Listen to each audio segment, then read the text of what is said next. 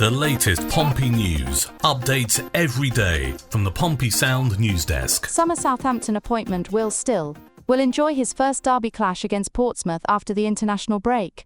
Southampton have made a solid start to Championship life under Will Still during his first 4 league games in charge, with 5 points from the first 12 on offer.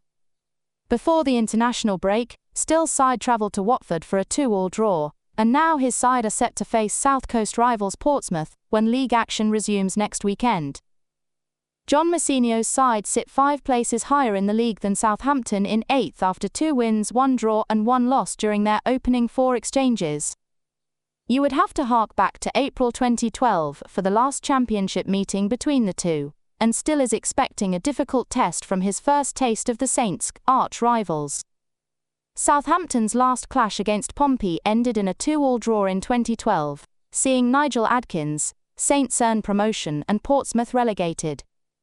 Since then, Southampton have been in a higher division and won the most recent affair between the two rivals with a 4-0 EFL Cup tie win at Fratton Park in 2019.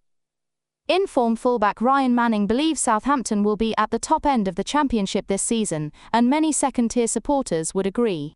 If the Saints want to start a winning run after the international break, then a momentum-building South Coast derby win on home soil over their arch-rivals would be the perfect platform.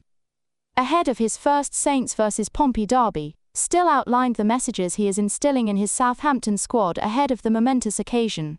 Still said via the Southern Daily Echo, "You can talk about tactical stuff as long as you want, 3-4-3 or 4-2-3-1 or whatever it is. I think the derby is there to be won and to do whatever it takes to win it. You need to stick your little toe on the line or your backside to defend the goal. If you've got to throw yourself at anything, then that's what you've got to do, and that's what we'll have to do. I hope that the players understand that. We'll 100% put that message out there, because we obviously know how big and important that is to the city itself and to the people. The tactical element of it, yes, plays a part, but on the day itself it's just about who wants it more, because it's 2 teams going up against each other. It will be competitive, so it's just about the little details, and who's willing to make those details lean into our favour or theirs. We have to be doing that."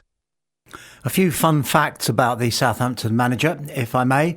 He seems to act as though he's one of those continental managers with that sort of mystique that they tend to have, because we've tended to develop a little bit of an inferiority complex about managers, and the British ones who are good at their job are few and far between. We've got one. Although he could have played for Portugal.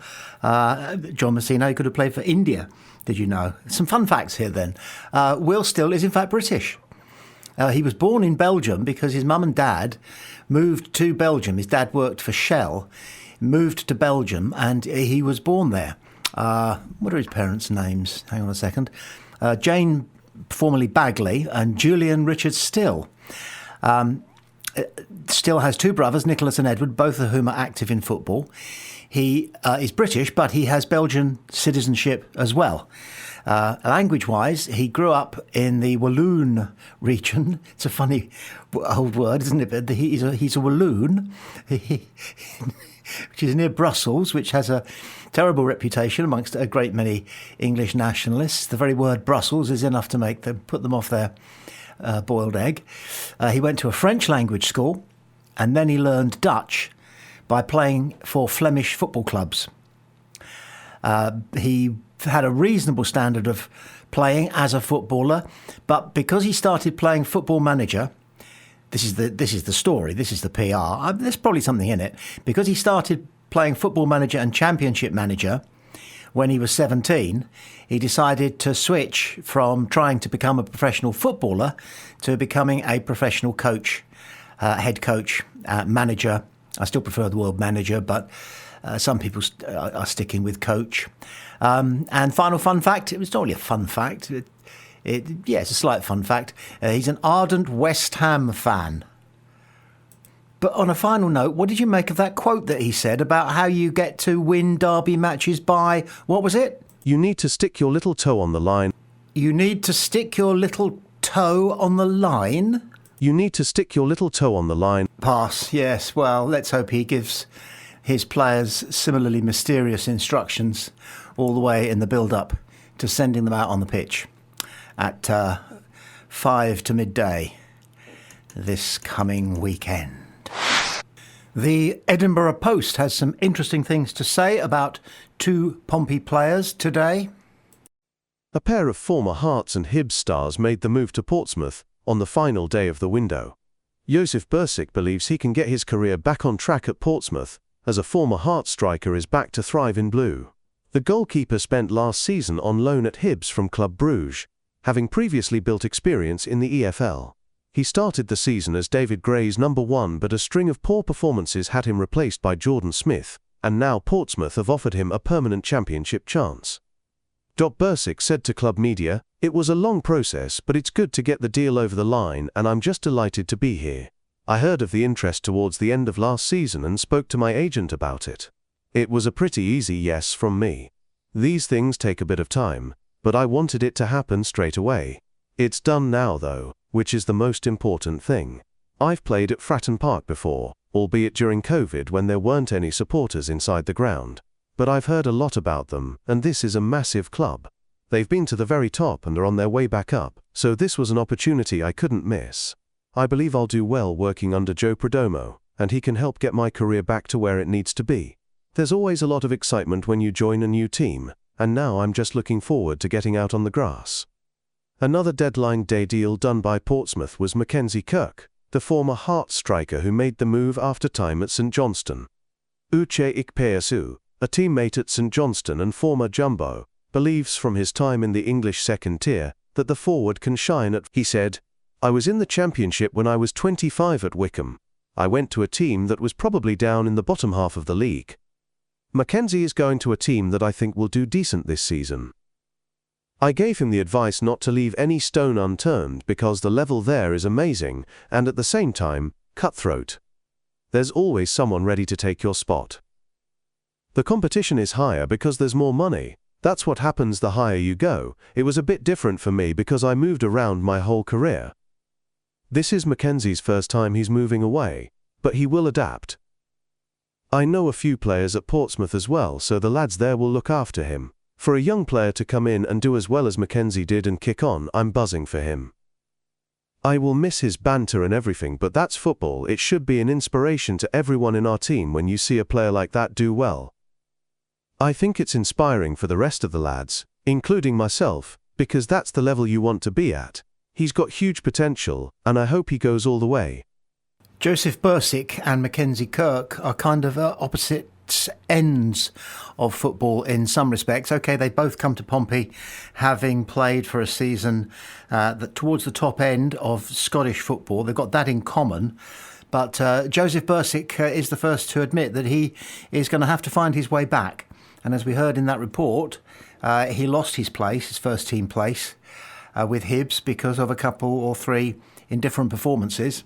Whereas Mackenzie Kirk, it seems, is coming bursting with success and even greater potential. Bursic is in his mid-20s, is he not? So this, obviously goalkeepers can go on now until they're nearly 40, but nevertheless you would expect him to have reached close to his peak now at 25. So there's some work to be done there, but it seems as though he's keen to do it.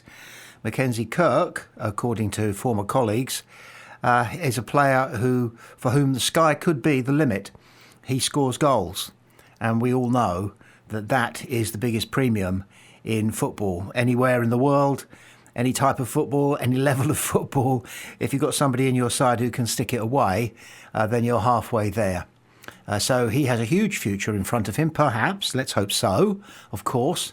And Josip Bursic is consolidating his career, and we wish both of them the very best in the targets that they have set themselves for this part of what is now increasingly described by journalists as their journey. When asked about the recall clause in the agreement for Chaplin, Football League World's Portsmouth fan pundit Miltos Ioannidis claimed that it's not a big issue given the nature of loan deals. He sees two scenarios in which the forward may be brought back to Portman Road early, but he is hopeful that the player will remain with Pompey for the entire campaign. "I think it is what it is, I suppose," Ioannidis told Football League World. "There is every chance in the world Ipswich will recall Chaplin in January, so we just have to hope that that doesn't happen. I think it comes down to two factors. Say hypothetically, Ipswich don't get off to a good start, they lose a couple of games, or they're far away from the targets they've set initially. If they ever feel that Connor Chaplin can bolster their squad, get them back on track, help them out in any way possible, then I'm afraid we can't do anything about this. Or, similarly, say that we have a very decent season, and Connor Chaplin plays an instrumental part in what we do. If Ipswich are there or thereabouts competing for stuff come January, they may feel like they are helping out a championship club too much, to the point where they shouldn't. And that's why they may consider getting him back as well.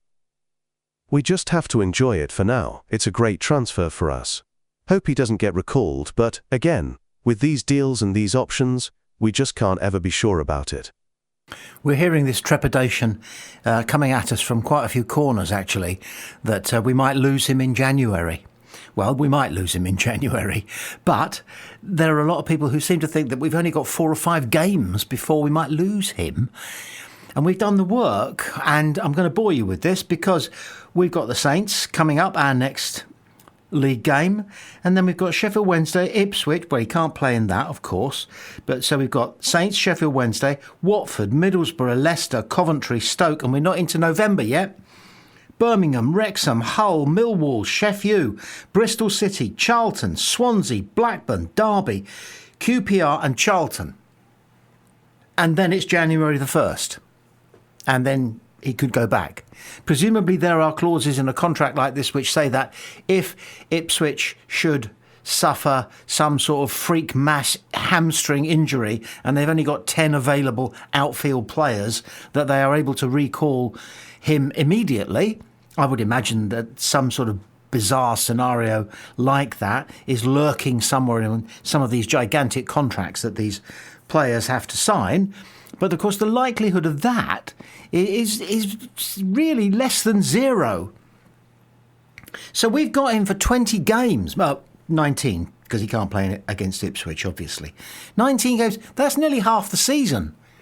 We've got him for nearly half the season in which we are looking to consolidate ourselves as a polished mid-table, perhaps a little bit above mid-table, looking at the playoffs but not too closely, side, with a view to going even one better the following season. That is the plan.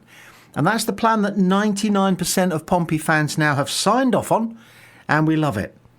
And we're going places. And as long as we live long enough, and we're only talking about 18 months, but then you never know, and you mustn't take a chance of offending God, because he's got a funny old sense of humour. But assuming we're all here in 18 months' time, we might be looking at the possibility that the following season we're going to be entertaining the Liverpools and the Chelseas and the Manchester Cities of this world. But coming back to this point about the fact that there is a clause in the loan contract that means that Chaplin could return to Ipswich in January, we've got him for nearly half a season, unless of some emergency thing in the contract, which is highly unlikely. We've got him for 20 games minus the Ipswich one, 19 games. And we've already got ourselves, 7 points from 4 games? Couple of wins. So we're well on our way.